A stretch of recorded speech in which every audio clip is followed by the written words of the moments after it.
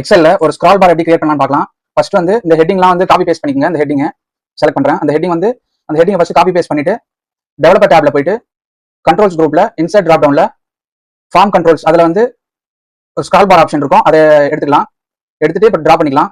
Scroll பார் draw பண்ணிட்டு அந்த scroll பார் வந்து செலக்ஷன்ல இருக்கும்போது ரைட் கிளிக் பண்ணி ஃபார்மட் கண்ட்ரோல்ல போயிட்டு ஃபார்மட் கண்ட்ரோல் டயலாக் பாக்ஸ் வரும். அதில் போயிட்டு அதில் கரண்ட் வேல்யூ வந்து 1 கொடுத்துக்கலாம். அடுத்து வந்து மினிமம் வேல்யூ 100 கொடுத்துக்கலாம். கொடுத்துட்டு இப்போ வந்து செல் லிங்க் பண்ணிக்கலாம். செல் லிங்க்னு இருக்கிற இடத்துல இந்த கண்ட்ரோல் வேல்யூ கொடுத்துருக்கோம்ல, அந்த வேல்யூவை இப்போ செலக்ட் பண்ணிட்டு ஓகே கொடுத்துக்கலாம். லிங்க் பண்ணதுக்கப்புறம் இப்போ ஃபார்முலா கொடுக்கலாம். Function equal to index function.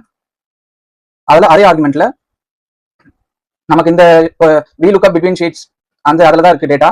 அந்த ஷீட்டை செலக்ட் பண்ணிட்டு அதில் போயிட்டு இந்த எம்ப்ளாயி ஐடி காலம் மட்டும் செலக்ட் பண்ணிக்கலாம். கண்ட்ரோல் ஷிஃப்ட் டவுன் ஆரோ கொடுத்து செலக்ட் பண்றேன். அதுக்கப்புறம் இங்க மேல ஃபார்முலா பார்ல பாருங்க, அந்த வி லுக்அப் பிட்வீன் ஷீட்ஸ் அதுல வந்து அந்த A2 to A41 அந்த ரேஞ்சில் F4 கொடுத்து அந்த ரோ மட்டும் லாக் ஆகிற மாதிரி பார்த்துக்கலாம். ரோ மட்டும் லாக் ஆகிற மாதிரி பார்த்துட்டு கமா கொடுத்தோம்னா ரோ நம்பர், அது இந்த கண்ட்ரோல் வேல்யூ இதுதான் ரோ நம்பர். F4 கொடுத்து லாக் பண்ணிக்கலாம்.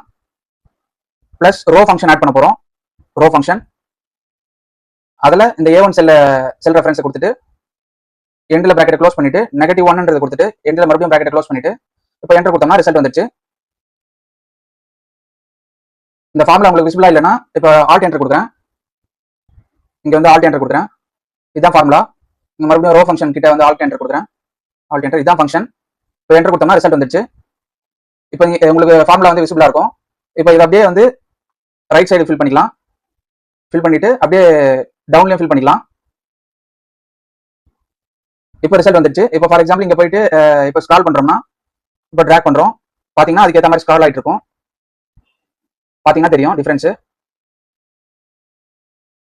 ரெஃபரன்ஸ் எரர் பிலோல வரதுக்கான காரணம் அதுல டேட்டா இல்லை, அதனால இப்போ பாத்தீங்கன்னா அப் அண்ட் டவுன் வந்து ஸ்க்ரால் ஆகுது.